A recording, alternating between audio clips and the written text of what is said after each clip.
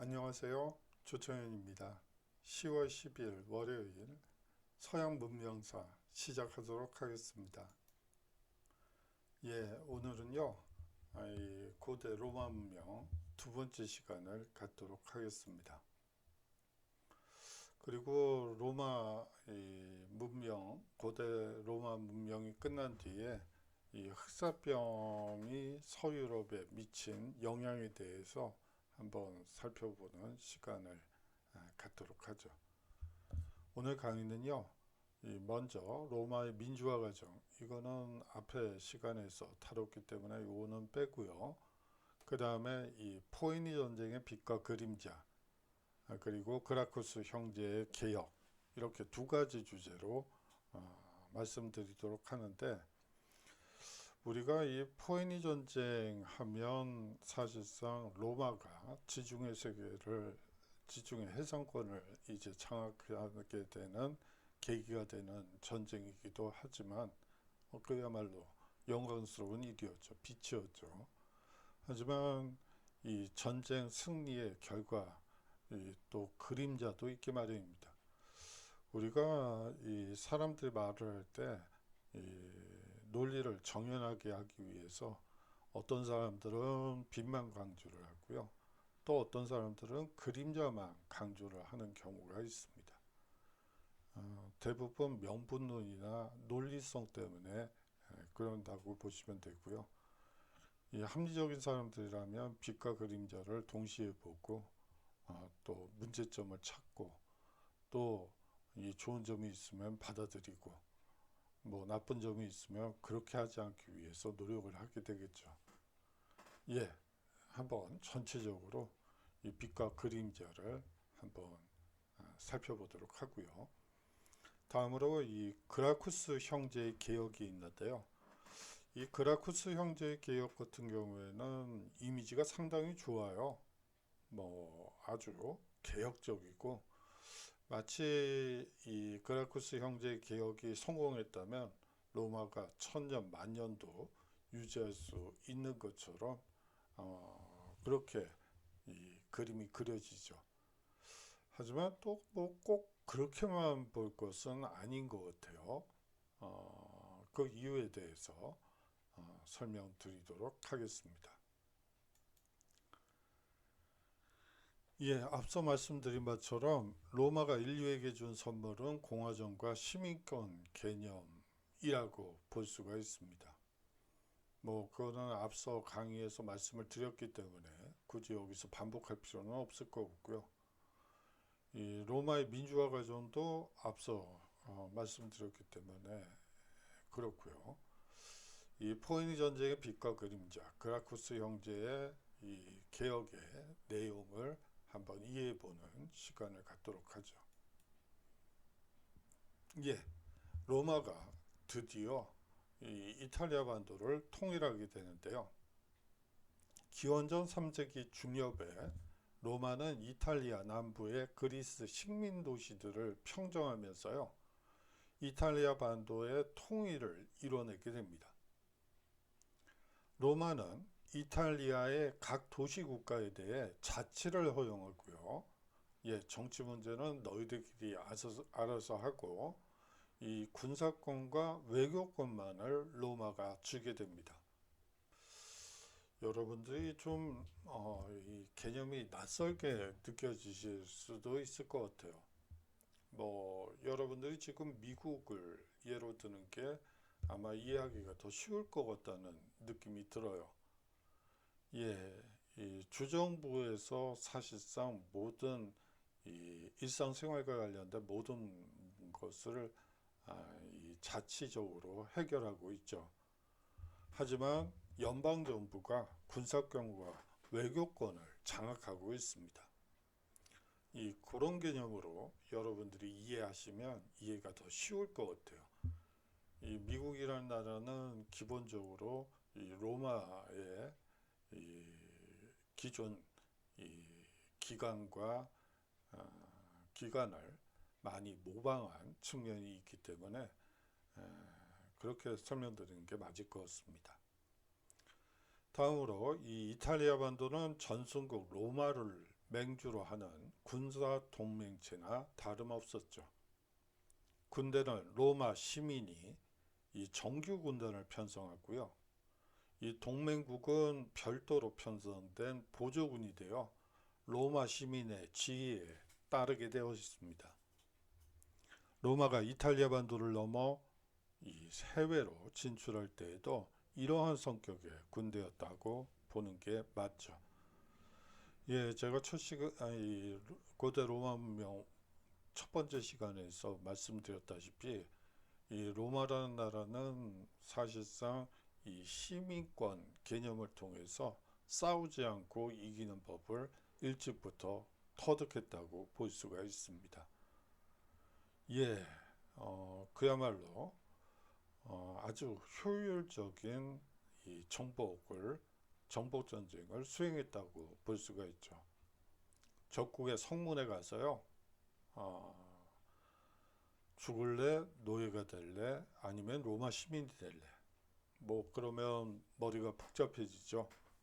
뭐 저같이 매국노의 DNA를 가진 이게 뭐 말이 적절한지는 잘 모르겠네요. 그런 사람들 입장에서는 죽거나 노예가 되는 것보다는 차라리 로마 시민이 되는 게 낫지 않을까? 뭐 그런 생각도 굴러갈 것 같아요. 예, 뭐 매국노의 DNA는 버려야지 되겠죠.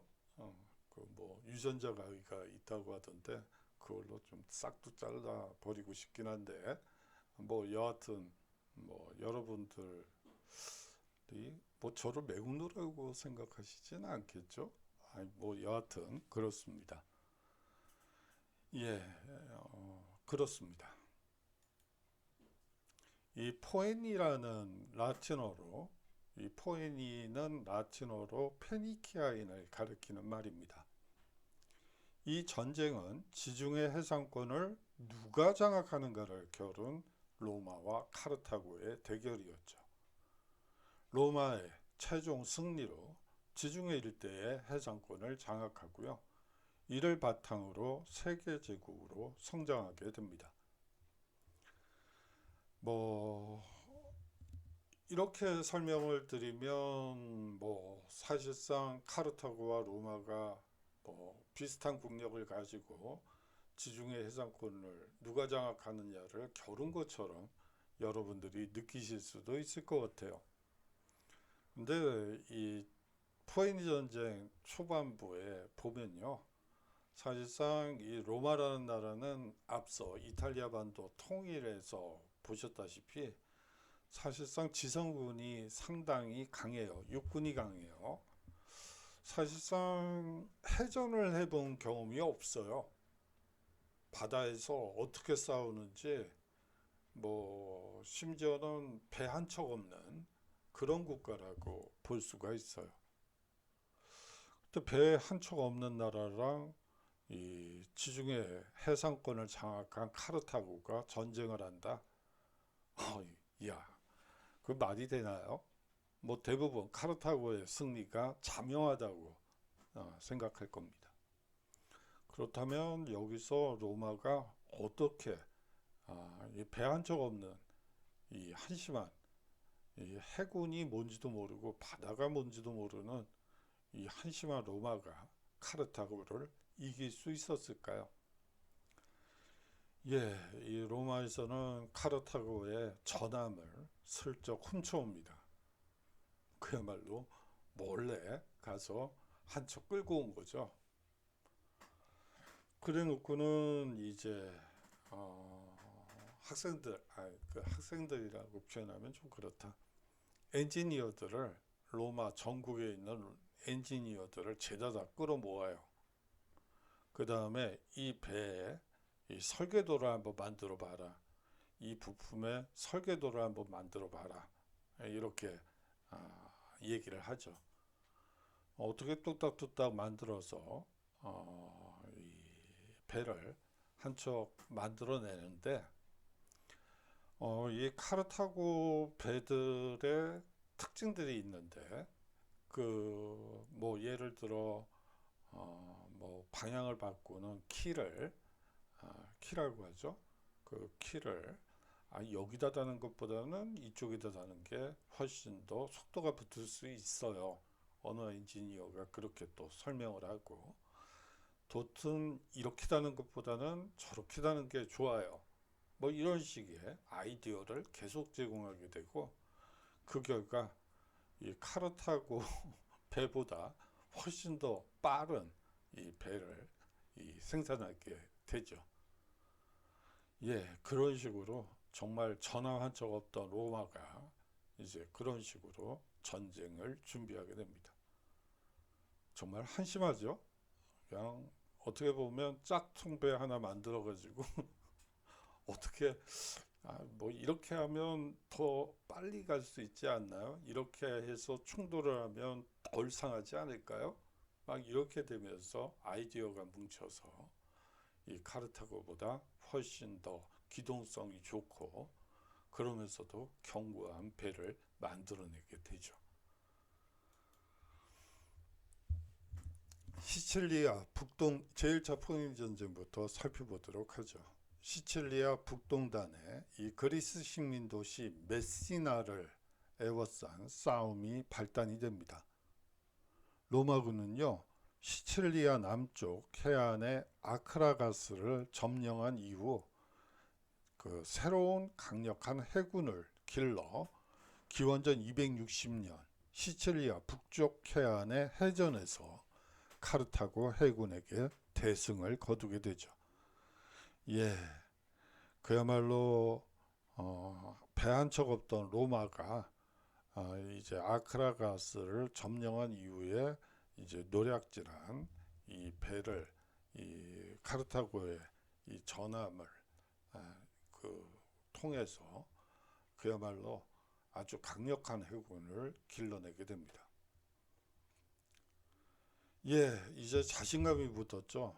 아이야, 그 카르타고 뭐 대단하다고 해군이 대단하다고 그러더니 야, 봐, 우리가 이겼잖아. 이제 자신감이 붙었죠. 그래서 기원전 256년 로마는 대함대를 거느리고 아프리카로 원정하게 됐고, 그렇지만 뭐 대패를 경험하게 됩니다. 예, 배가 아무리 좋아도 이 아프리카가 어떻게 생겨먹었는지도 모르고요. 해도도 없는 상태에서 무작정 이 카르타고의 이 본거지를 향해서 진군했던 것이죠. 그러니 당연히 패할 수밖에 없는 거죠. 뭐 지형도 몰라, 뭐 이 바닷물의 이 속도도 몰라. 뭐 어디에 암초가 있는지도 모르는 상태에서 무작정 진군. 정말 전쟁을 이런 식으로 하면 뭐 대패가 아니라 점멸이 돼도 할 말이 없죠. 그 시칠리아 서쪽 아이가테스 해전에서 로마가 승리하면서 이 카르타고로부터 무조건 항복을 얻어내게 됩니다. 예, 이제 정신 차렸죠.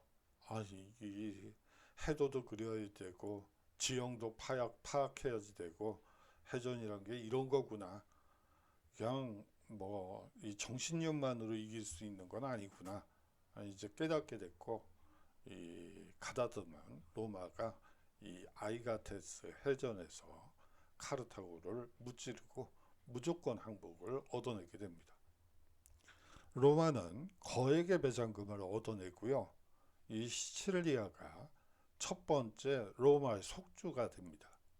예, 시칠리아는 다시 말해서 로마가 아닌 거죠. 식민지라고 볼 수가 있습니다. 그 다음에 로마는 사르디니아, 코르시카도 제2의 속주로 삼게 되죠. 예, 결국 이 속주라는 것은 그 이전에 이 전쟁과는 좀 성격이 달라졌다고 볼 수가 있겠네요. 그 이전의 전쟁에서는 죽을래, 노예가 될래, 로마 시민이 될래, 그러면 사람들이 로마 시민이 되는 것을 원했고, 그것을 통해서 이 식솔들을 보호하는 뭐 그러한 생각이 드는데, 이제 로마는 확장한 영역에 대해서 속주, 즉 식민지로 만드는 전략으로 바뀌게 되었다라고 볼 수가 있습니다. 물론 이거는 요 시기까지예요. 이 시저 시기로, 카이사르 시기로 넘어가면 이 속주가 된 지역에서도 시민권을 또 뿌리고요. 또 심지어는 식민지가 된 지역의 이 귀족들에게는 이 원로원, 의원 자격을 주기도 하죠. 그렇기 때문에 이거는 초계획이라는 거 여러분들 기억해 주시면 좋겠습니다. 이 로마는 샤르데냐, 코르시카도 제2의 속주로 삼게 됩니다. 이 제2차 포니니 전쟁은 우리가 보통 한니발 전쟁이라고 얘기를 하죠. 예, 이제 와신 상담한 이 카르타고는 이 한니발을 중심으로 해서 이 사실상 이탈리아를 침공해서 이 패전을 이 모면하고 이 로마를 멸족시키려고 다짐하게 됩니다. 세력을 기른 한니발이 이 로마의 동맹시 사군툼을 공격하고요. 기원전 218년 그로써 이 제2차 포니니 전쟁이 발발하게 되죠. 예, 여러분도 한번 생각해 보세요. 카르타고가 쳐들어온다. 해상제국이 쳐들어온다. 그러면 보통 어디로 들어올 거라고 생각하시고 대비를 하시겠어요? 당연히 바닷가로 들어오거나 강으로 진출할 걸로 생각을 하고 작전 계획을 세웠겠죠. 그런데 웬걸요? 이 한니발은 육군을 활용하는 전략을 쓰게 됩니다. 대군을 거느린 한니발은 남프랑스를 석권한 후 알프스를 넘어 이탈리아에 침입하게 되죠. 반도의 각지에서 로마군을 격파하고요. 기원전 216년 8월 2일에는 이 남이탈리아의 칸나의 전투에서 이 한니발이 로마군을 포위 섬멸하게 됩니다. 자, 이쯤 되면 로마가 이제 기울어가고 있다는 느낌을 받고 이 동맹국 로마의 시민권을 얻은 동맹국들이 이제 슬슬 배반을 하기 시작할 거라고 한니발은 생각을 했는데 그게 아니었어요. 이 반도에 있는 로마의 동맹시가 로마를 배반하지 않게 되고요. 그것은 이 전쟁의 양상을 변화시키게 되죠. 예, 로마 시민권의 힘이 어떤 것인지 여러분들이 이 대목에서 느껴주셨으면 좋겠습니다. 로마는 이 절대절명의 위기 상황을 게릴라 전법으로 교묘히 저지하고요. 이 로마군은 기원전 206년 스키피오 아프리카누스라고도 불리는데요. 이 아프리카누스의 지휘하에 카르타고 군의 이 거점이자 배후인 이 히스파니아 반도를 완전히 정복하게 됩니다. 이 히스파니아 반도는 우리 현재는 이베리아 반도죠. 스페인과 포르투갈이 있는 이베리아 반도라고 생각하시면 되고요. 사실상 한니발이 이 육군을 강화시켰던 곳이 바로 이 히스파니아 반도라고 생각하시면 됩니다. 근데 그것을 완전히 평정했던 것이죠. 기원전 202년 아프리카누스의 인소라의 북아프리카로 건너가 자마 전투에서 한니발군을 격파하게 되고요. 이로써 이 제2차 포니니 전쟁도 로마군의 승리로 끝나게 되죠. 카르타고는 이 해외 영토를 모두 잃고요. 거액의 배상금을 지불하게 됩니다. 한니발은 동방 시리아의 안티오코스 3세에게 도망했다가 다시 비티니아 왕에게 의탁해서 이 제기를 깨했으나 허사로 끝나게 되죠. 예, 마지막 전투가 제3차 포에니 전쟁입니다. 사실 이 로마는 카르타고와 그 이웃 나라인 누미디아 사이에 이 마시니사 전투에 개입하게 되고요. 로마는 기원전 149년 소 스키피오가 인솔하는 로마 해군이 마침내 이 카르타고를 포위해서 이를 철저히 파괴하고요. 이 3차에 걸친 포에니 전쟁의 종지부를 찍게 됩니다. 카르타고의 옛 땅은 이 아프리카라는 이름으로 속주가 되죠. 예, 우리가 아프리카 대륙 거기 그 대륙명은 사실상 아프리카 누스에서 로마 장군인 이 아프리카 누스에서 연원하고 있다는 것을 기억해 두시면 좋을 것 같습니다. 예, 포에니 전쟁의 결과를 한번 살펴보도록 하죠. 예, 먼저 빛을 한번 볼까요? 포에니 전쟁은 120년 이상 지속된 전쟁입니다. 서지중해 전역과 아프리카에 걸쳐 전개된 전쟁이었고요. 국가적 시련을 극복한 로마가 일개 도시국가에서 지중해 세계 전체에 걸친 세계제국으로 발전하는 전환점이 된 전쟁이라고 볼 수가 있습니다. 로마의 세계 정복과 확장은 로마의 경제, 사회, 정치에 혁명적인 파급 효과를 미칠 수밖에 없었죠. 이후 공화정 자체가 몰락하는 원인이 된 것도 이 포에니 전쟁이라고 볼 수 있습니다. 예, 앞의 내용은 빛이 되겠죠. 그런데 이 공화정 자체가 몰락하는 원인이 되었다. 이것은 그림자라고 볼 수도 있겠네요. 아울러서 제2차 포에니 전쟁으로 이탈리아는 14년 동안 전란으로 황폐화되고 전염병이 창궐하면서 인구가 격감하게 됩니다. 예, 전쟁이라는 것은 뭐 수질 관리를 할 수가 없죠.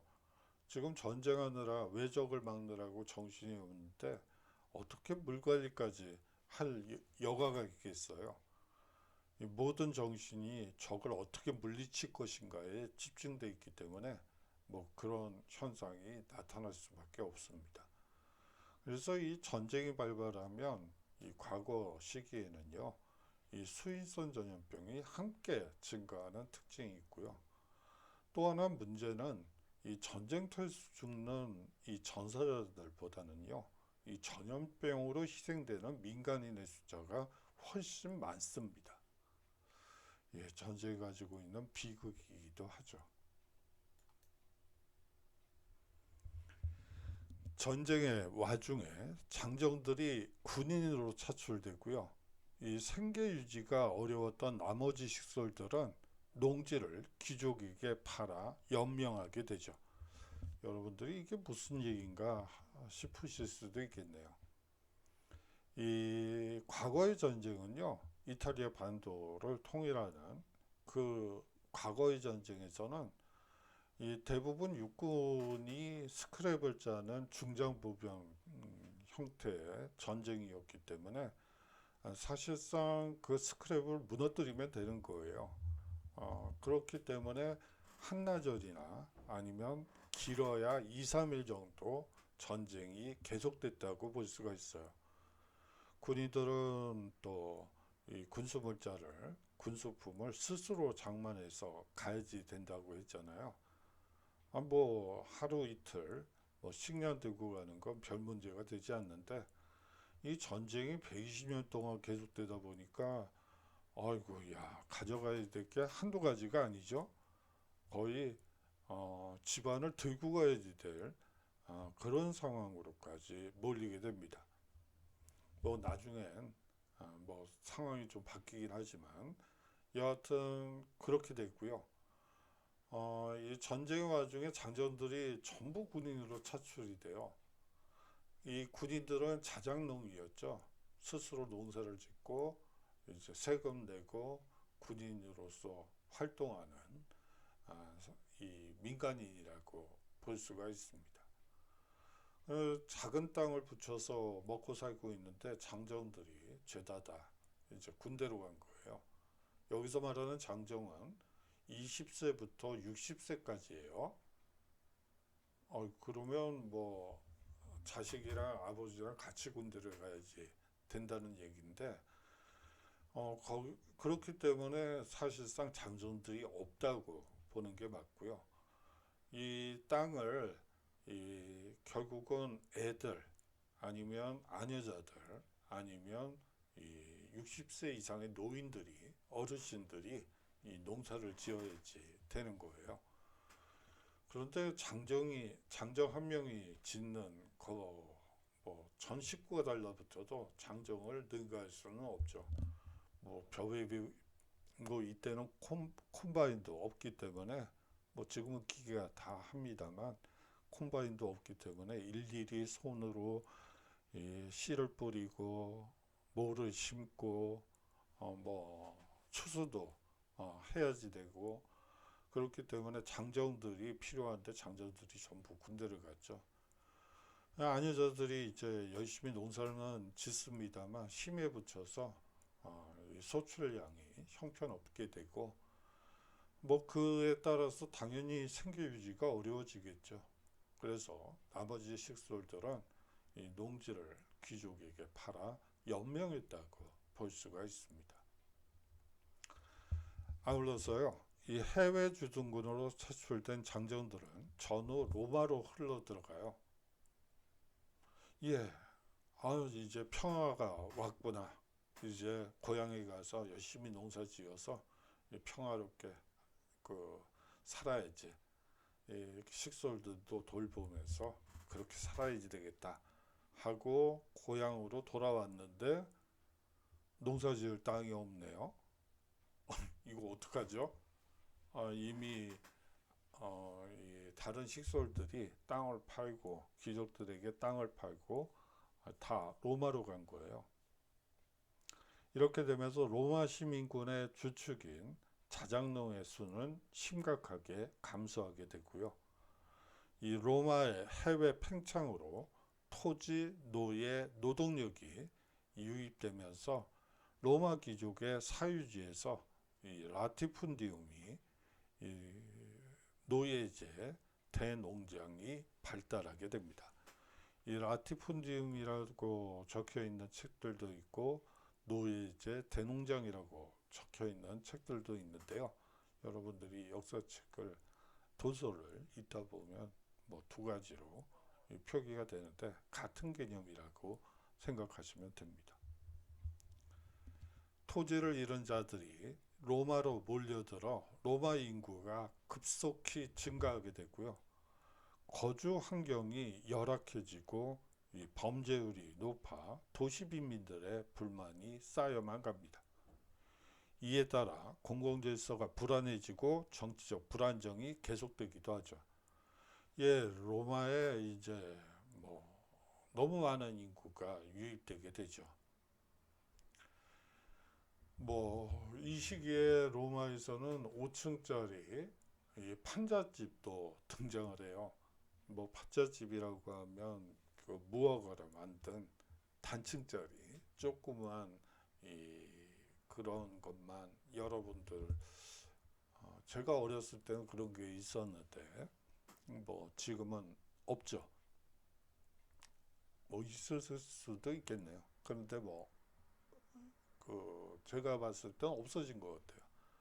근데 여하튼 이 5층짜리 판잣집이 등장하는 이유는 이 새롭게 유입되는 이 지방민들에게 그야말로 이 임대업자라고 하죠. 임대업자들이 이 원룸 형식으로 이 따닥따닥 좁은 곳에 한 가족을 몰아넣기 위해서 몰아넣는다는 표현은 아니고 이제 뭐 로마로 왔는데 노숙자로 살 수는 없고, 그래도 집을 가지고 싶은 사람들에게 이 분양하기 위해서 이 5층짜리 이 판잣집을 짓기도 합니다.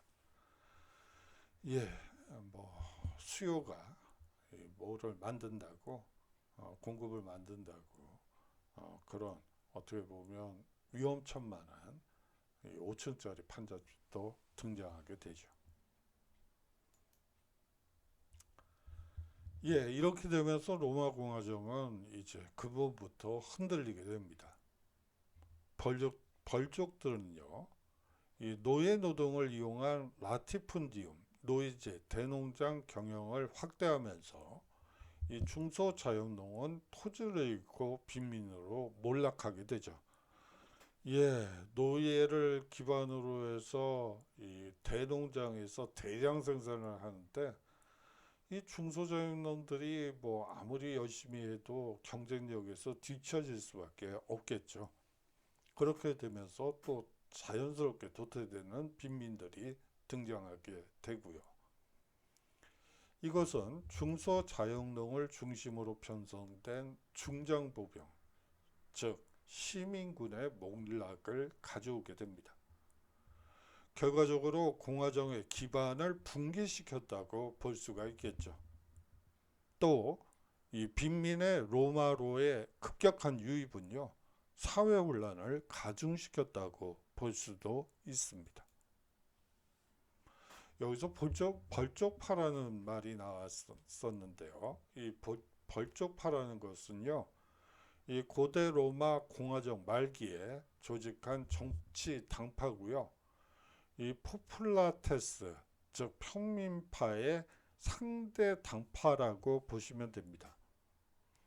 최선의 사람들을 뜻하는 옵티마테스의 다른 이름이기도 합니다. 벌쪽파는요, 이 원로원의 우선권을 강조하며 원로원을 중심으로 모든 정책을 결정해야 한다는 정치 집단이라고 보시면 됩니다.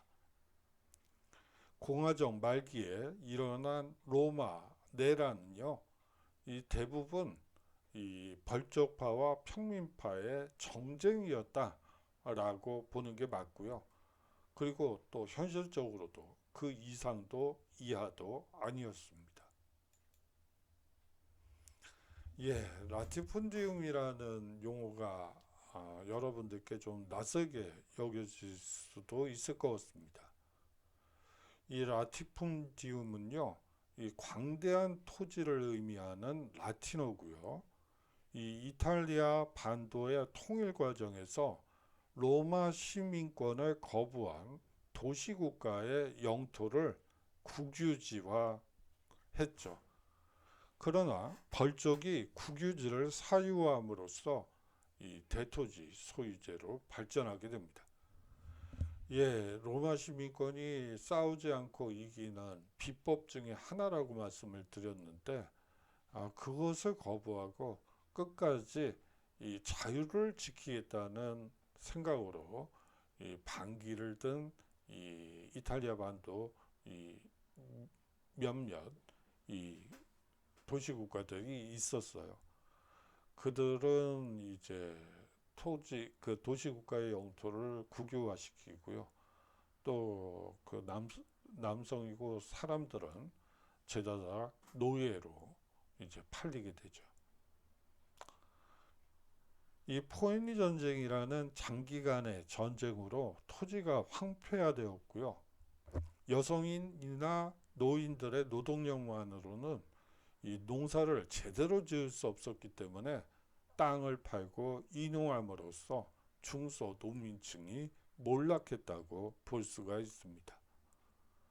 아울러 로마가 지중해 세계를 평정함으로써 노예 공급원이 개척되면서 공화정 말기에는 노예제에 의한 대토지 소유제가 이탈리아에서 확대되었다고 볼 수가 있겠죠. 라티푼디움은 직영지와 소작지로 구분되어 있습니다. 직영지에서는요, 이 노예 노동에 기초한 상품 작물을 재배하고요. 뭐 포도, 올리브, 레몬 뭐 이런 것들이 재배가 되는데, 이 상품 작물이라는 건 기본적으로 이 먹고 사는 거하고는 상관이 없죠. 뭐 아무리 먹어도 배가 안 부르잖아요. 뭐 한때 포도 다이어트 뭐 그런 게 있었다고 들었던 기억은 있는데, 아무리 먹어도 사실은 배가 부르지는 않죠. 주곡이라고 보기는 어려워요. 이 시장에 내다 팔기 위한 상품 작물이라고 볼 수가 있겠죠. 이 소작지, 이 대부분 몰락한 중소농민들이 경작하게 되는 이 소작지에서는 이 자급자족적인 밭작물이 주로 재배되고요. 그리고 주곡이 생산되는 경우가 많습니다. 로마 제정 후기에는 노예 제도가 가지는 비생산성과 이 노예 공급원의 감소로요, 이 노예제보다는 자유소작제로 바뀌게 됩니다. 예, 앞서 시민권 쪽에서 말씀을 드렸습니다만, 이 노예들도요, 열심히 이 노예 일을 하게 되면 10년 정도가 지나면 자유민이 될 수가 있었습니다. 이 자유민이 이제 결혼을 해서 자식을 낳게 되면요, 그 사람은 로마 시민권을 주게 되어 있었죠. 그런 구조 때문에 이 노예 공급원이 계속해서 필요했는데, 이제 로마 제국이 확장이 멈추는 시기가 있죠. 그렇게 되면서 이 노예 공급이 불안정해지는 시기로 바뀌게 됩니다. 그에 따라서 이 노예제를 기반한 대농장 제도는 이제 서서히 감소하고요. 이제 노예제보다는 자유소작제로 바뀌게 되죠. 예, 다음으로 그라쿠스 형제의 개혁을 살펴보도록 하겠습니다. 기원전 133년 젊은 호민관 티베리우스 그라쿠스는요, 이 농지법을 제안하게 됩니다. 벌족들이 과도하게 점유한 공유지를 국가가 환수해서 부분적으로 이 몰락한 자연민들에게 재분배하자고 한 법령이에요. 예, 도시공화정을 지키기 위해서는 이 법은 필수 불가결한 법안이라고 볼 수가 있죠. 자장령이 중장보병이 되고 시민군이 돼서 나라를 지킨다. 이게 기본 골자이기 때문에 이 개혁 법안은 사실상 공화정을 유지하기 위해선 그야말로 없어서는 안 될 법이라고 볼 수가 있습니다.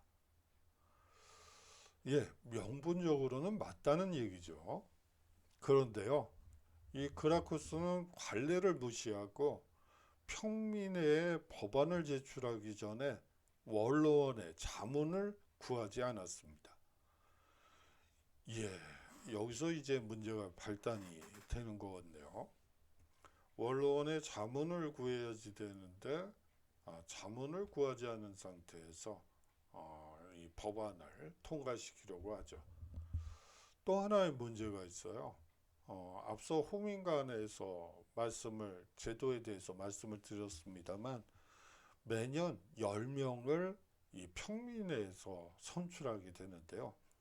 이 티베리우스 그라쿠스도 그 10명의 호민관 중에 한 명에 지나지 않았죠. 호민관의 대표는 없어요. 모두가 이 합의를 통해서 이 법안을 제출하고 원로원의 자문을 구하고, 뭐 이게 관행이라고 볼 수가 있어요. 그런데 이 혼자 독단적으로 이 그라쿠스 형제의 개혁을 법안을 이제 제안을 하고, 또 그러면서 동시에 가난한 시민에게 법안 통과를 호소하게 됩니다. 이들의 지지를 등에 업고 농지법을 강행 처리하게 되죠. 예, 강행 처리가 이루어졌다고 여러분들이 생각하시면 되겠죠.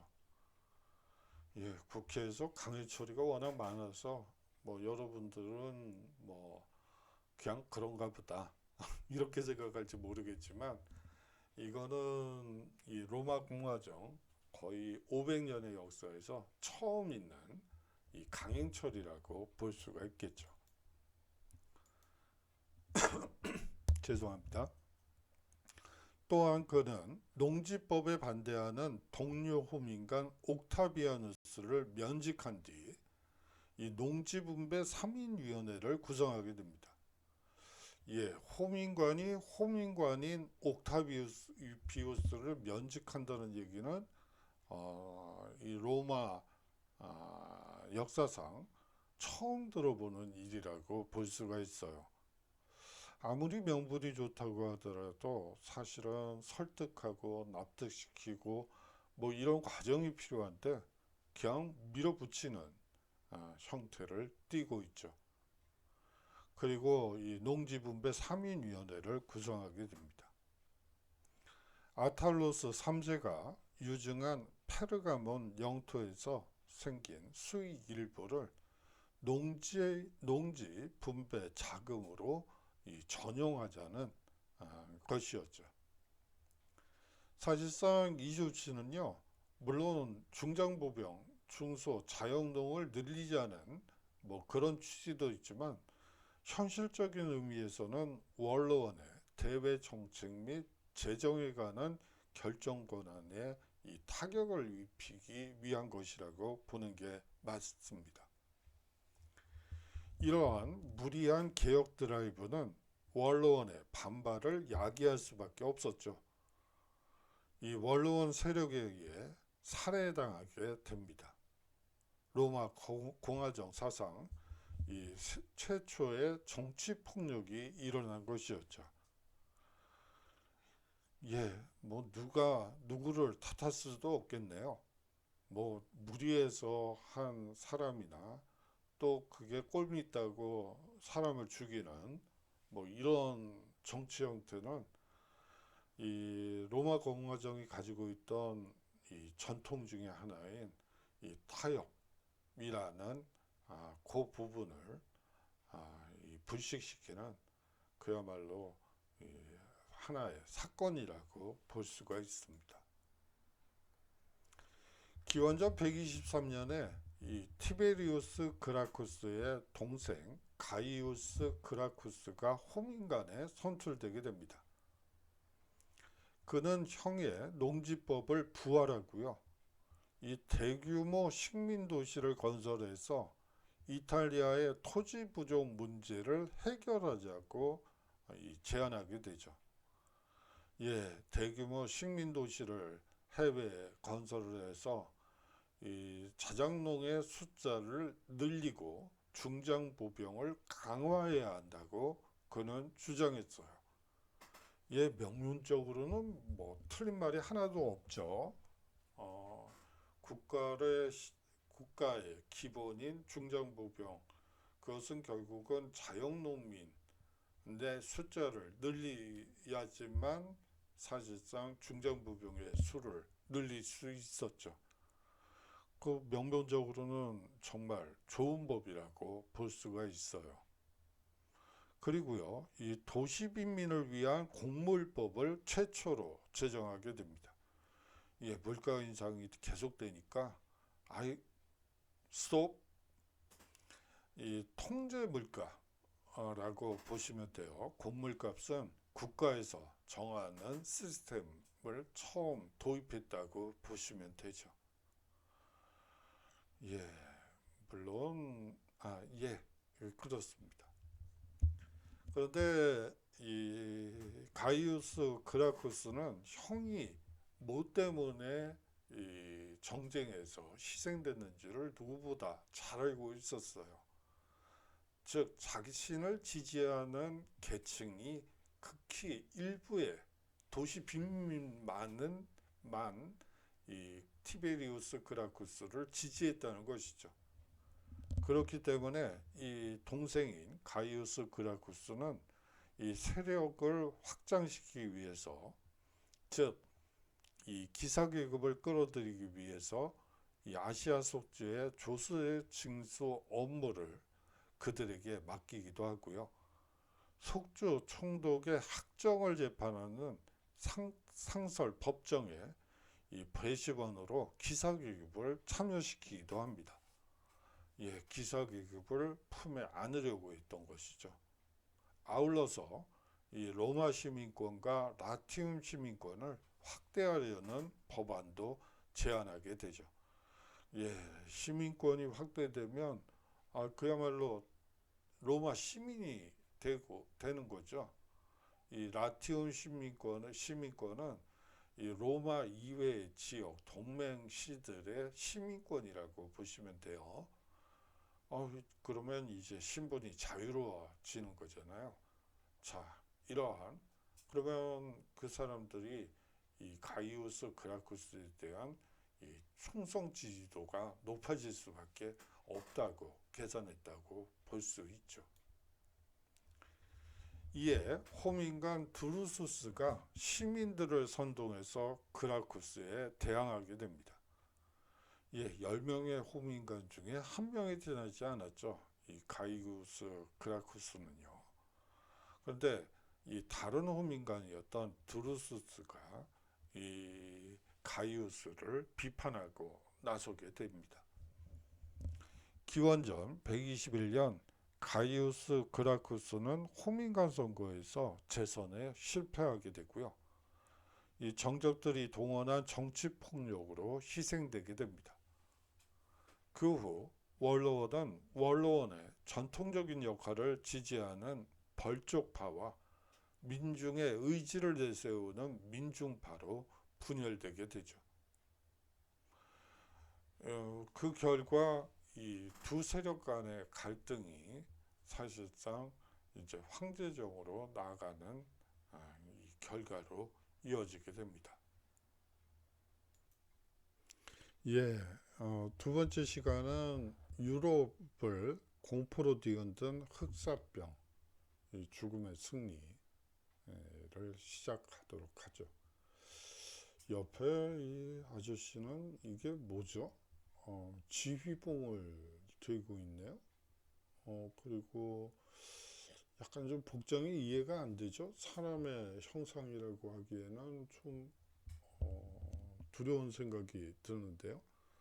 도대체 이 복장은 무엇이고 이 부리는 또 무엇이고 뭔지 그 부분부터 설명드리도록 하죠.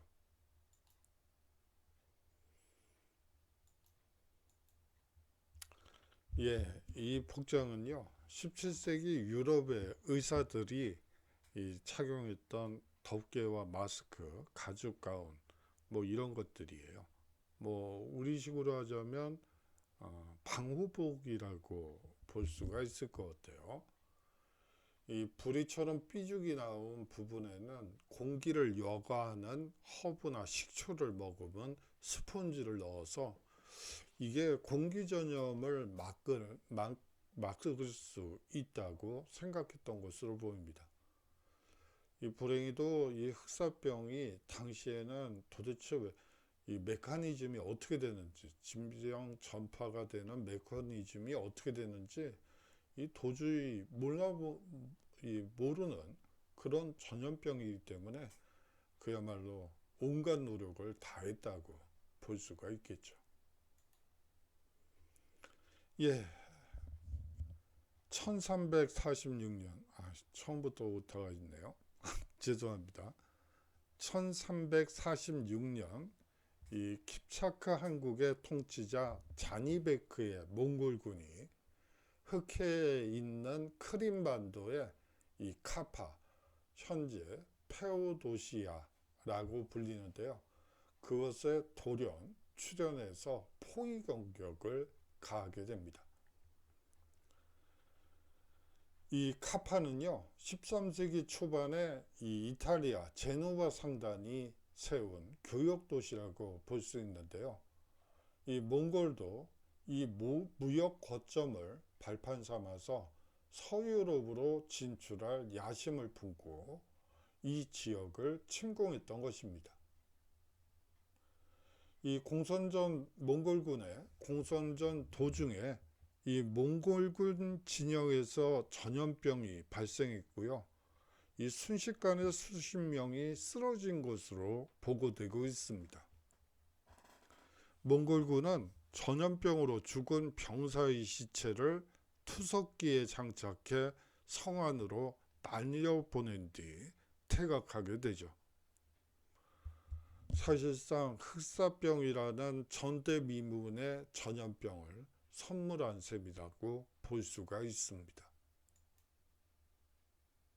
예, 제노바의 이 요새였던 페오도시아의 유일하게 남은 유적이라고 할 수 있어서 한번 가지고 와봤어요.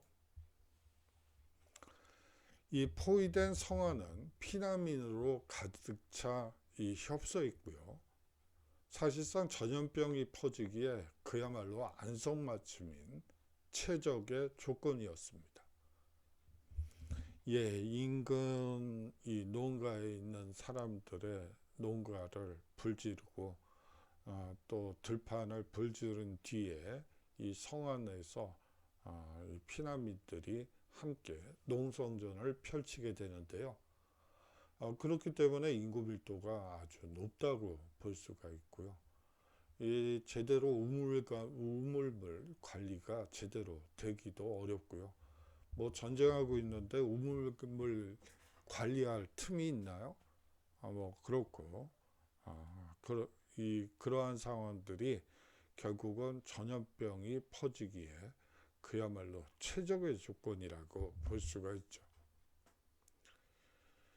원인 불명의 전염병이 빠르게 퍼지면서 이 극도의 공황 상태에 빠지게 됩니다. 이 제노바 상인들도 도시의 성을 빠져나와 이탈리아로 급히 피신하게 되죠.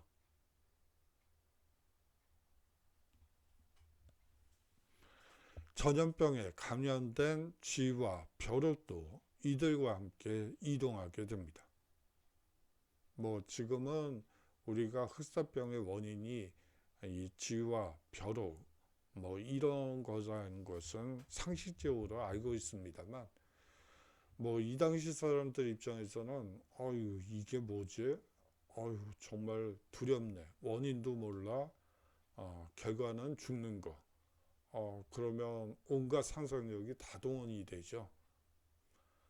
전쟁과 전염병을 피해 고향으로 돌아가려던 제노바 상인들이 탄 무역선이 이탈리아 남부 시칠리아의 메시나 항에 입항하게 됩니다. 원인 불명의 이 흑사병이 유럽에 첫 발을 디디게 된 것이죠. 엄청난 창극이 유럽인들을 덮치게 됩니다.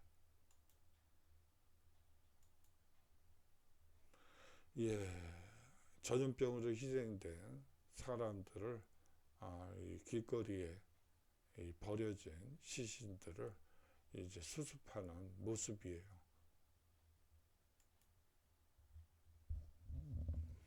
흑사병에 감염되었다는 사실은 참혹한 죽음의 예고편이었죠. 병을 치료하거나 피할 수 있는 방법이 당시의 의료기술로는 전혀 없었기 때문입니다. 언제 어디에서 어떤 모습으로 나타날지 알 수 없는 질병이 바로 흑사병이었죠. 바로 이 언제 어디에서 어떤 모습으로 나타날지 모르기 때문에 이 두려움과 공포는 더욱 확대된다고 볼 수가 있죠. 흑사병이 오늘날까지 공포와 죽음, 세상의 종말에 대한 메타포로 쓰이는 이유도 바로 언제 어디에서 어떤 모습으로 나타날지 알 수 없다는 바로 그 우리가 인식하고 과학적으로 설명할 수 없다는 점이 그 원인이 아닐까 하는 생각이 듭니다. 흑사병이 창궐하기 직전인 14세기 초에 약 200년간 이어져 온 이 기후 온난화가 14세기에 들면서 돌연 기후 한랭화로 바뀌면서 기상이변이 속출하게 됩니다. 예, 이 기후 한랭화라는 말은 여러분들이 좀 생소하실 거예요. 제가 만들어낸 말이니까 뭐 당연히 생소할 걸로 보입니다. 사실은 뭐 소빙하기라고 얘기를 하는데, 뭐 소빙하기라는 말이 더 이해하기가 어려울 것 같아요. 그래서 기후 온난화라는 말도 있는데 뭐 기후 한랭화는 어떨까 싶어서 한번 이렇게 적어봤어요. 그래요. 지구는 평년 기온을 유지하기 위해서 어떨 때는 온난화될 수도 있고 또 어떤 때는 한랭화로 기울 수도 있어요. 근데 더 무서운 거는 기후 온난화보다는 기후 한랭화죠. 뭐 한번 생각해 보세요. 이 기후 온난화가 되면 뭐 정 안 되면 열대과일이라도 심어서 먹고 살면 돼요. 그런 일까지 벌어지지는 않겠지만 여하튼 그렇습니다. 그렇지만 기후 한랭화가 되면 사실상 생산할 수 있는 작물의 양이 뻔하죠. 조, 수수, 피, 뭐 요 급이 될 걸로 보여요. 그 외에는 이 작물을 생산해내기가 어렵죠. 그러니까 사실은 기후 한랭화가 더 무서운 거죠. 인류에게 있어서. 이 연평균 기온이 1도에서 2도씩 뚝뚝 떨어져서 농작물 작황이 나빴고요. 1315년엔 대기근이 유럽 전역을 덮치더니 무려 7년간 흉년이 지속됐습니다. 예, 말이 좋아. 흉년이지. 7년간 흉년이 계속되면요, 그야말로 아사자들이 길바닥에 쓰러져 죽는 사람들이, 배고파서 죽는 사람들이 아주 질비했다고 보시는 게 맞을 것 같아요. 사람들은 영양실조로 허덕였고요. 사방에서 아사자와 동사자마저도 속출하게 됩니다. 기후 한랭화로 인한 이상기후 현상으로 기상이변이 또 계속 속출하게 되고요. 이런 상황에서 사람들의 마음엔 종말론에 대한 이 불안감이 만연하게 됩니다. 감염자의 팔과 다리에 검은 반점이 생기기 때문에 흔히 흑사병이라 불리고요. 원래 이 흑사병이라는 것은 이 팬데믹이 아니라 이 풍토병이었어요. 미얀마 북부 지방의 이 풍토병이었는데, 이 몽골군의 미얀마 공략 때 병사의 몸에부터 북중국으로 전파되고요. 뭐 심지어는 우리나라 고려에도 영향을 미치게 되죠. 1331년 허베이에서 흑사병이 크게 위세를 떨치게 되고요. 이 병균을 지닌 벼룩에게서 옮은 쥐들이 곡물마차와 교역물자에 숨어 사방으로 퍼지게 됩니다. 이건 뭐 지금이니까 이렇게 얘기를 하지, 몇백 년 전만 해도 그거는 정말 무서운, 원인을 알 수 없는 원인 불명의 정말 무서운 병이었다고 볼 수가 있습니다. 1340년대 후반에 제노바 상인들에 의해 서유럽까지 발을 디딘 셈이죠. 이 흑사병이 어떻게 유라시아 전역으로 퍼지게 되었을까요? 그것은 이 시기 이 동서교통이 활발했던 것과 맥락을 같이 하는 것 같습니다. 13세기 중반부터 이 몽골이 구축한 동서교통로가 등장하게 되죠. 1206년 몽골 초원의 거의 모든 부족장이 참석한 이 쿠릴타이 부족장 회의에서 우주의 지도자라는 의미의 칭기즈칸으로 추대된 후 머지않아 동서교역로의 기초인 실크로드를 열게 됩니다. 물론 실크로드가 몽골 시대에 만들어졌다는 얘기는 아니고요. 뭐 당연히 한나라 때부터 만들어진 건 사실이지만 이 전면적인 동서 교류는 이 시기부터라고 보는 게 맞겠죠.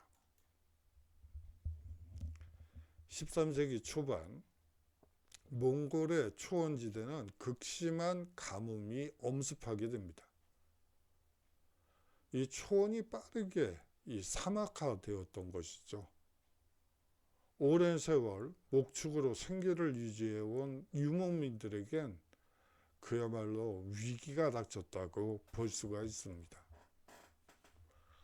칭기즈칸은 초원의 유목 세계를 통일하고 그 힘을 모아 이 비옥한 농경지대로 눈길을 돌리게 됐죠.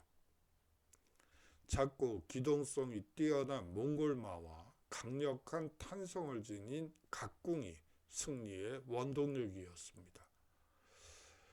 예, 몽골마가 뭐 특별히 강한 건 아니고요. 몽골은 항상 병사 한 명이 5마리의 말을 같이 끌고 원정길에 나서게 됩니다.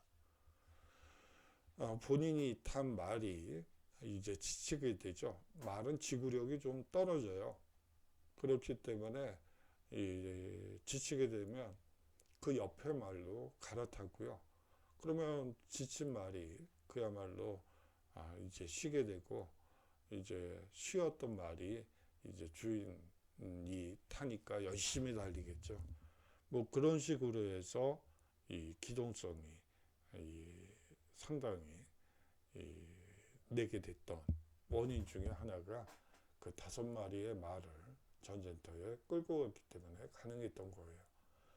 만약에 말 한 마리가 계속해서 달리게 되면요, 이 말은 지구력이 극도로 약하기 때문에 아마 100km 이상 가기 어려울걸요. 뭐 며칠 동안 달린다 하더라도 아마 지쳐서 내동댕이 쳐질 확률이 높습니다. 이 칭기즈칸과 그 후예들은 이 중국에서 지중해에 이르는 모든 땅과 사람을 지배하게 되죠. 몽골인들은 이 역참제도를 만들어 광활한 땅을 서로 연결했고요. 이 동서무역로가 열리게 됩니다. 몽골 통치자들로부터 편의를 제공받고 안전을 보장받아 동서 간에 상인, 물품, 사상이 활발하게 왕래하게 되죠. 들쥐와 그들의 기생하는 벼룩도 함께 자유롭게 이동할 수 있는 길을 터줬다고 볼 수가 있습니다.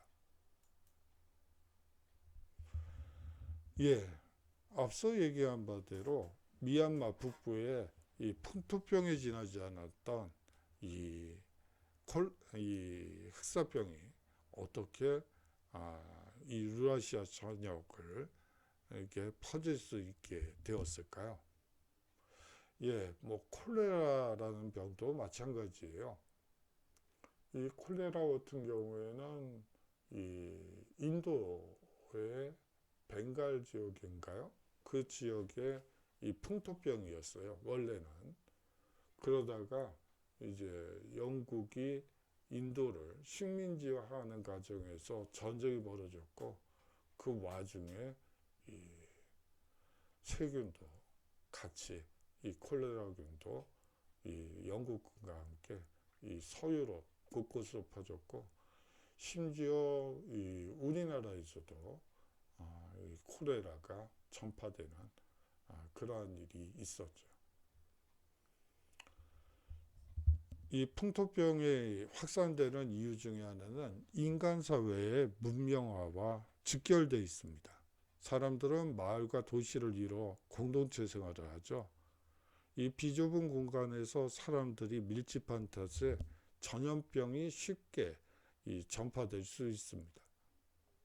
이웃 도시나 국가와 필요한 물품을 사고 파는 사이 병원균도 자유롭게 교류되는 것이죠. 병원균 자체도 인간의 문명화와 비례해서 파괴력과 생존 능력을 업그레이드 시키는 측면도 있고요. 인류의 역사는 병원균과의 싸움의 연속이었다고 볼 수가 있습니다. 예, 그 흑사병이 흑사병은 한마디로 요약을 하면 죽음의 승리였고요. 뭐 사실상 서유럽 인구의 2분의 1, 3분의 1이 몰살당하는, 어떻게 그럴 수가 있죠? 뭐 숫자로 치면 1억 5천만 정도 된다는 거예요. 1억 5천만이면 우리나라와 인구 규모가 같은 세 나라가 그냥 몰살당했다는 얘기인데, 어떻게 그럴 수가 있었을까요? 예, 그러한 이 죽음의 승리는 사회격변과 공포감을 조성하게 됩니다. 흑해 크림반도의 카파를 통해 서유럽으로 상륙한 흑사병이 이후 초래한 결과는 파국입니다. 어마어마한 전파력과 파괴력에 모두 망연자실할 수밖에 없었죠. 입을 쩍 벌리지, 이건 뭐 도대체 어떻게 해야지 되지? 병의 원인도 몰라. 어떡하지? 그야말로 망연자실이었습니다. 사망자만 서유럽 전체 인구의 이 3분의 1에 이를 정도였죠. 뭐 학자에 따라서는 2분의 1이라고 주장하는 사람도 있습니다. 마을과 도시마다 시체가 넘쳐나고, 이 전염병이란 게 그렇죠. 성직자, 영주, 평민 그 어느 누구도 안전하지 못했습니다. 전염병과 죽음 앞에 신분의 구별 없이 모두가 평등했던 것이죠. 전염성이 너무 강해서 환자와 말만 섞어도 전염되는 루머가 돌 정도였습니다. 병의 원인과 전파의 메커니즘을 도무지 알 수 없었기에 기도 외에는 달리 묘책도 없었죠. 예, 이 흑사병이라는 것은 1712년, 20년까지도 계속돼요. 사실상 한 18세기까지 계속되다가 그 바톤을 이제 콜레라에게 넘겨주게 되죠.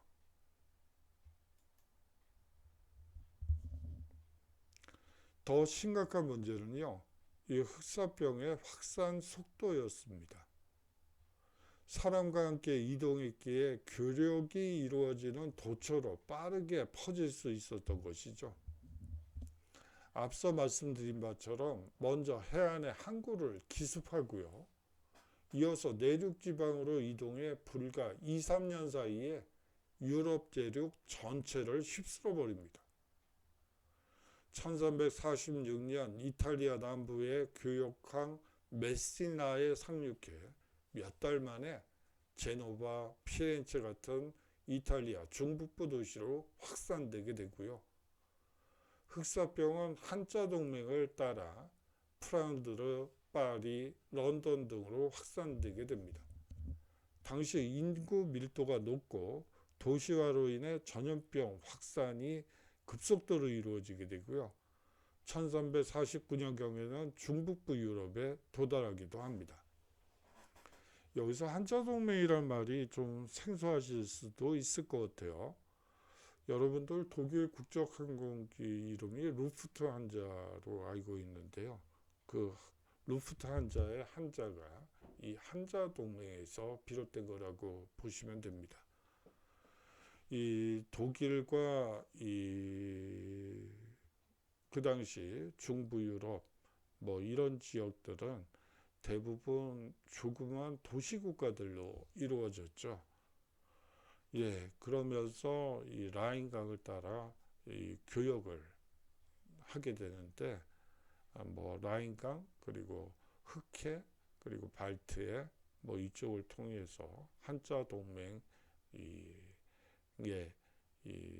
동맹국들이 동맹국이라는 표현보다는 동맹도시라고 얘기하는 게 낫겠죠. 들이 연합을 하게 됩니다. 사실상 관세동맹이기도 하고요. 또 사실상 군사동맹이기도 해요. 만약에 해적이 등장한다. 그러면 한자동맹 연합군들이 이 해적을 퇴치하기 위해서 나오기 때문에 이 군사동맹이라고 볼 수도 있습니다.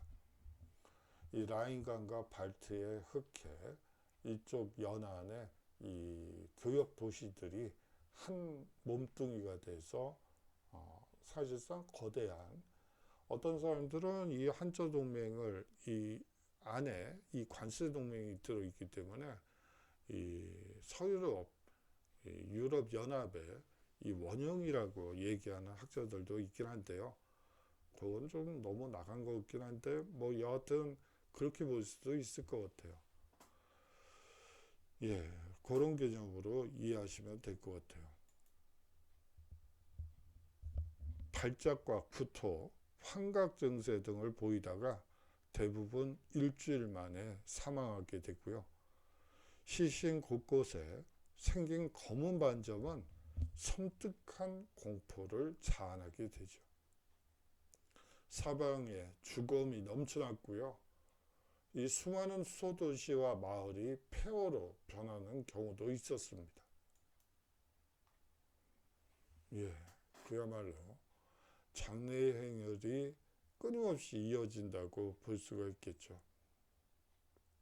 예, 뭐 코로나 때 한 2월에서 5월 사이에 올해 아주 많은 어르신들이 사망을 했고, 뭐 이 제대로 빈소도 차리지 못하고 뭐 그랬던 기억이 나네요.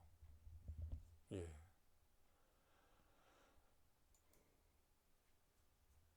운 좋게 살아남은 이탈리아의 작가 조반니 보카치오는요, 다음과 같은 말을 남겼어요.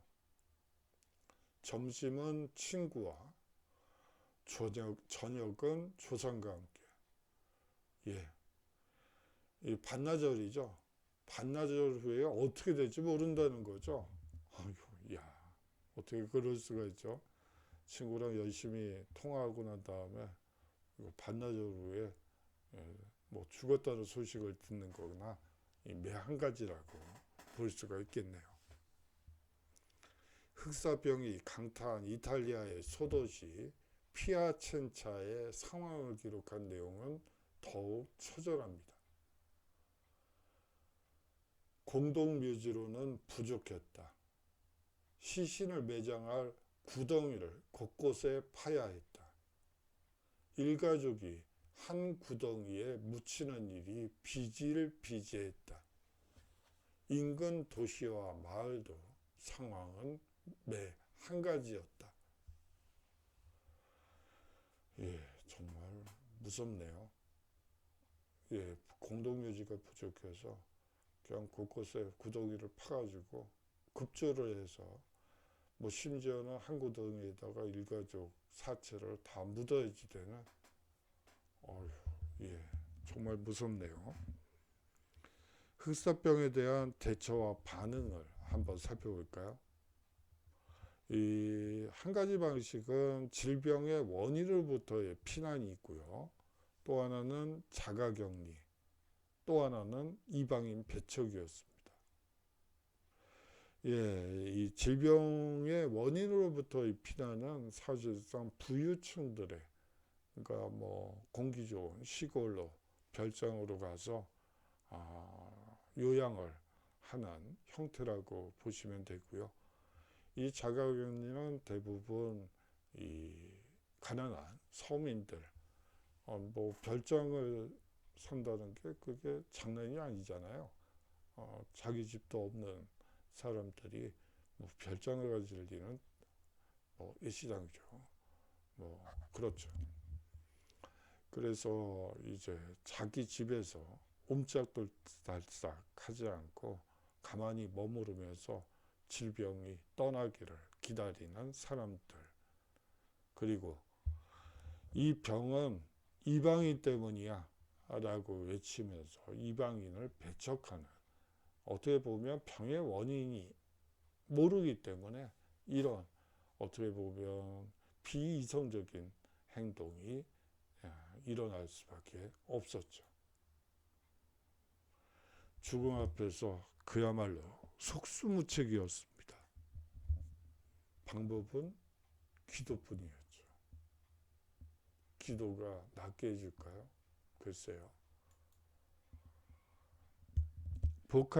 보카치오의 데카메론은 여력이 있는 사람은 도시를 탈출해 시골로 피신했고요. 도시에 남은 자들은 집안에 틀어박힌 채 오염된 외부 세계로부터 자가 격리를 하게 됩니다. 흑사병을 죄인에 대한 신의 분노로 인식한 사람들은요, 스스로를 피나게 채찍질하는 고행의식으로 신의 노여움을 달래고자 하기도 했습니다. 자학적인 행위들이 만연하자 1349년 교황은 이 채찍질 고행 금지령을 내리기도 하죠. 집단적 발작은 또 다른 무고한 희생을 낳기도 했습니다. 소수 집단이나 이방인에 대한 배척과 학살이 곳곳에서 자행되었기 때문이죠. 공포에 질린 사람들은 이 낯선 자를 질병 유포자로 낙인 찍어 버렸습니다. 1349년에 흑사병 확산 혐의로 화형을 당하는 유대인을 그린 그림입니다.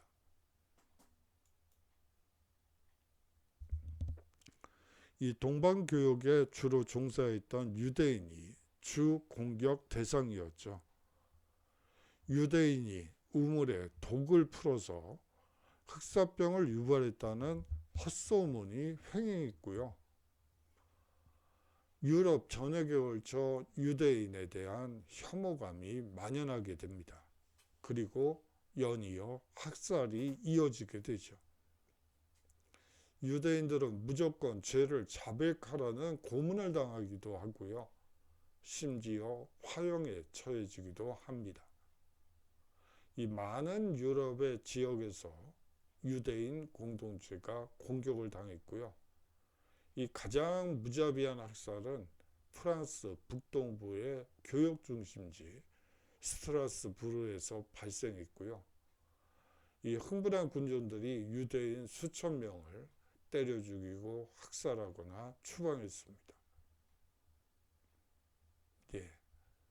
병의 메커니즘을 모른다는 것은 그야말로 온갖 상상력을 발휘할 수 있는 계기가 되는 것이죠. 특정 세력을 공격함으로써 사실상 이 무마하려는 그런 경향이 항상 전염병이 유포될 때 나타나는 현상 중에 하나입니다.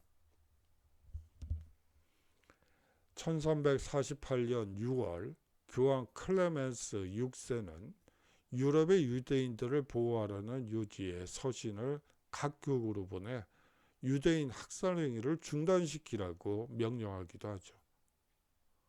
이 만연한 죽음 앞에서 이성을 상실한 군중들은 교황의 그 교서가 웬 뜬금없는 소리냐고 외치면서 그야말로 유대인을 더 학살하게 되는 또 배경이 되기도 합니다.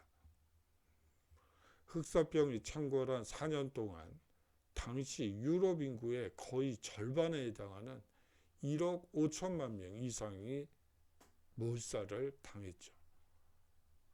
갑작스러운 인구 감소는 곧 다방면에 영향을 미치게 됩니다.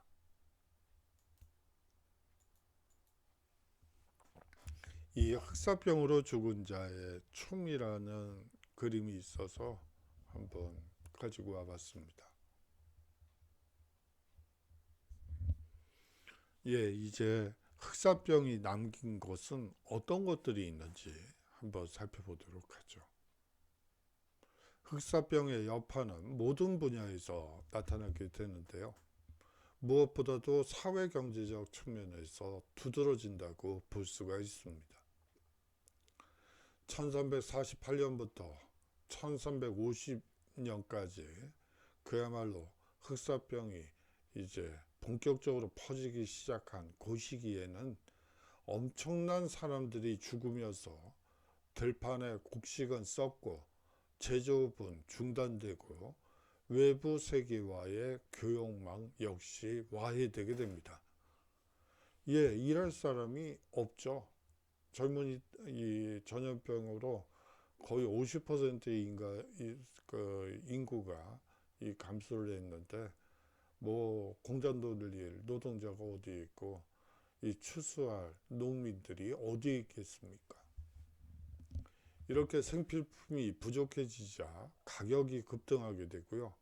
생활 여건 역시 극도로 궁핍하게 됩니다. 하지만 이로부터 반세기 후에 이 상황이 역전되게 되죠. 사실상 그 이전 시기보다 곡물 생산량은 줄었지만 소비할 인구 역시 더욱 큰 폭으로 감소했기 때문에 이 곡물 가격이 하락하고요. 이 임금이 상승하는 경향이 나타나게 됩니다. 노동자들의 식단은 풍성해지고 생활은 안정되게 되죠. 노동자들의 목소리도 점차 높아지게 됩니다. 대지주의 대응 방식은 지역마다 약간씩 다릅니다. 서유럽에서는 농노에게 추가로 무상노동을 강요하는 경우도 있었습니다. 지대 납부로 현물이 아닌 급납제로 전환하는 경우도 있었죠. 임금이 오르자 새로운 기회를 찾아 영주의 땅을 이탈하고 도시로 이동하는 현상도 빈번해지게 되고요. 그야말로 사회적 유동성이 그만큼 높아지는 시기라고 볼 수가 있습니다. 여기서 이 지대 납부로 현물이 아닌 급납제로, 급납제라는 것은 현금으로 라는 게 맞겠죠. 이 납부하는 방식이 등장하게 되는데요. 이 현물보다는 이 돈으로 지폐나 화폐로 낼 때 이 지대납부 액수가 줄어드는 경향이 나타나죠. 이 농민들 입장에서는 현금으로 내는 게 낫죠.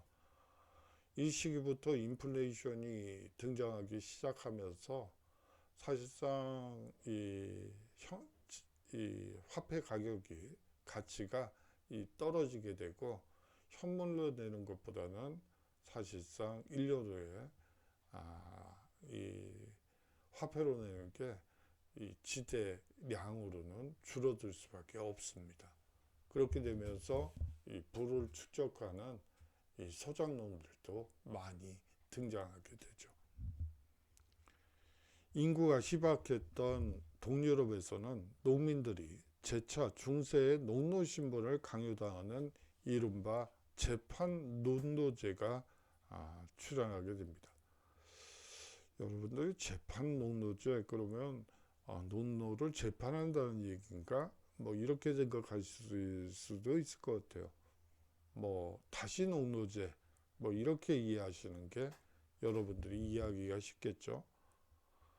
발트해를 통한 이 대규모 곡물 수출이 주 수입원이던 이 지주들은요, 이 증가하는 곡물 수요에 부응하기 위해 이 안정적인 이 노동력 공급이 절실했던 것입니다. 이 안정적인 노동력 공급을 위해서 이 농노제, 즉 농민들을 이 농지에 묶어놓는 이러한 전략, 다시 말하면 다시 농노제로 돌아가게 되는 것이죠. 흑사병이 초래한 새로운 사회 변화가 모두를 만족시키는 것은 아니었습니다.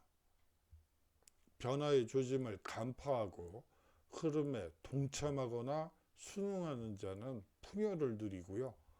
그러지 못한 자는 더 심한 공경에 처해지기도 하죠. 1350년부터 1425년 중세 유럽은 수백 건에 달하는 농민 반란으로 몸살을 앓게 됩니다. 또 1358년에는 프랑스 파리 이 인근 농촌에서 일어난 자크리 농민 반란이 있기도 하고요. 이 자크리 농민 반란은 이 백년전쟁 기간 동안 이 흑사병이 돌던 기간 일어난 이 대표적인 농민 반란이라고 보시면 되고요. 이 1378년에는 피렌체에서 모직산업 노동자들이 주도한 이 치움피의 난도 있습니다. 예, 모직산업 노동자들이 주도한 최초의 반란이라고 볼 수가 있죠. 1408년에는 북유럽의 무역도시 르베크에서 터진 도시민 반란까지 아주 다양합니다. 앞서 한자동맹을 말씀을 드렸는데요. 이 한자동맹에서 가장 큰 비중을 차지하는 국가가 이 르베크라고 보시면 될 것 같아요. 기존 체제에 대한 농민들의 저항은 대부분 실패했죠. 이 중세말 반란은 이후 200년 이상 자유를 향한 여러 움직임에 영향을 미치게 됩니다. 14, 15세기는 유럽인에게 고난과 역경의 시대였다고 볼 수가 있죠. 기근과 흑사병은 인구의 거의 절반을 죽음으로 내몰았고요. 백년전쟁과 같은 무력 충돌은 고난을 가중시켰습니다.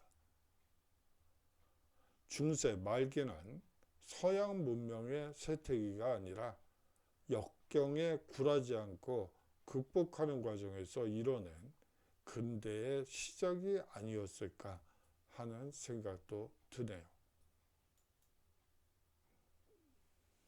예, 제가 좀 장시간 동안 수업을 해서 죄송하다는 말씀을 드릴게요. 예, 장시간 동안 수업 들어주셔서 감사하고요. 다음 주에는 이 정상적인 대면 수업으로 여러분들께 인사드리도록 하겠습니다. 안녕히 계십시오.